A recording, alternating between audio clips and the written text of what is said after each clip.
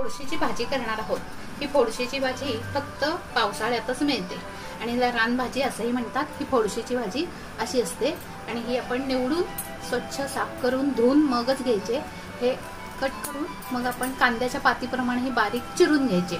आणि ह्यासाठी लागणारं साहित्य, मी चण्याची डाळ 4 तास भिजत घातलेली ही चण्याची डाळ आहे, ही छान व्यवस्थित भिजलेली आहे।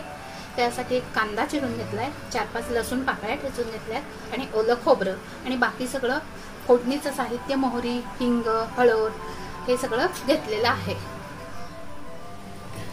ही फोडशीची भाजी 8 ते 10 वेळा स्वच्छ पाण्यातनं धुवून घ्यायची, कारण ही रानभाजी आहे। ह्यामध्ये एखादेच गांडूळ किंवा खूप माती असते, म्हणून ही स्वच्छ पाण्यातनं धुवून मग बारीक चिरून घ्यायची।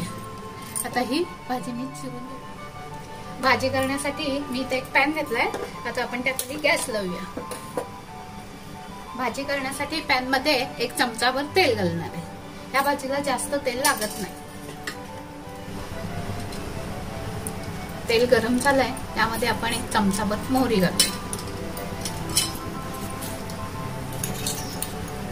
1 चमचा जिरं घालूया। आता यामध्ये लसूण घालूया, 3-4 पाकळ्या लसूण बारीक चिरून घेतला की तो व्यवस्थित परतला जातो।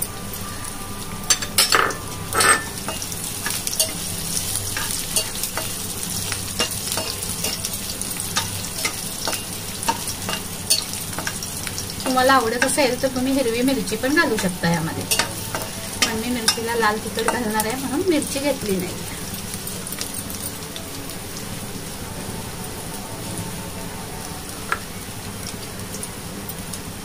लसूण थोडासा परतलाय, आता त्यामध्ये कांदा घालणार आहे।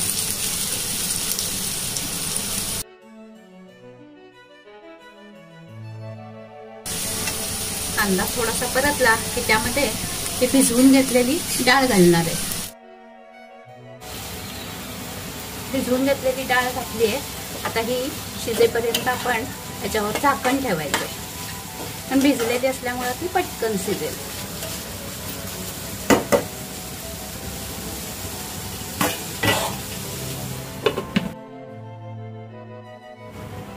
आता झाकण काढून बघूया डाळ कितपत शिजली आहे।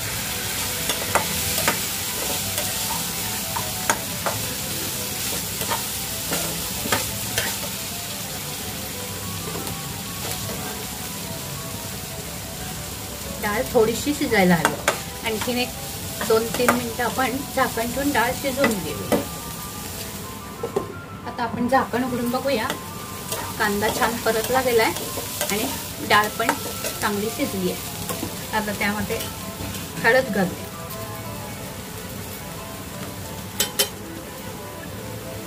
हिंग घालूया,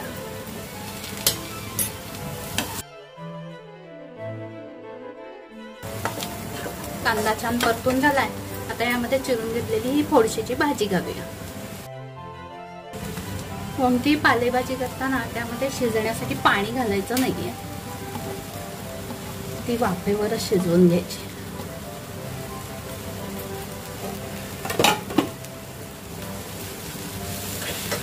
आणि त्या भाजीला लगेच मीठ घालणार आहे, मिठामुळे त्या भाजीला पाणी सुटून त्या वाफेवरती भाजी शिजेल।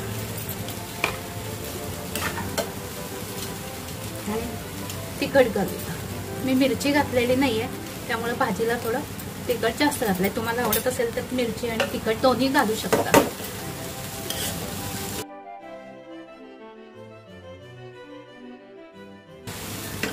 आता 5 ते 7 मिनिटं ती भाजी शिजण्यासाठी वर झाकण ठेवूया। 4 मिनिटं झाली आहेत, भाजी बघूया शिजली आहे का।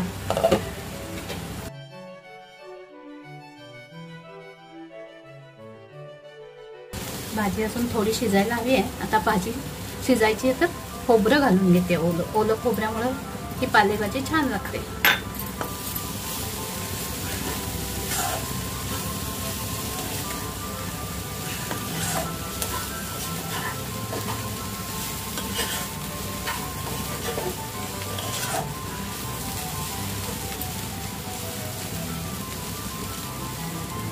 आणखीन थोडा वेळ आपण झाकण ठेवूया। 2-3 मिनिटं झाली आहेत आणि भाजी शिजली आहे का बघूया।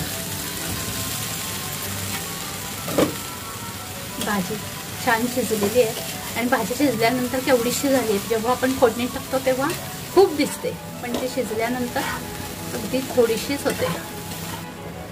फोडशीची भाजी आपली तयार झाली आहे आणि ही व्यवस्थित शिजलेली पण आहे. तर हा फोडशीच्या भाजीचा व्हिडिओ जर तुम्हाला आवडला असेल तर लाईक करा, शेअर करा आणि आमच्या अन्नपूर्णा स्वाद 2020 या चॅनलला सबस्क्राईब करा. धन्यवाद.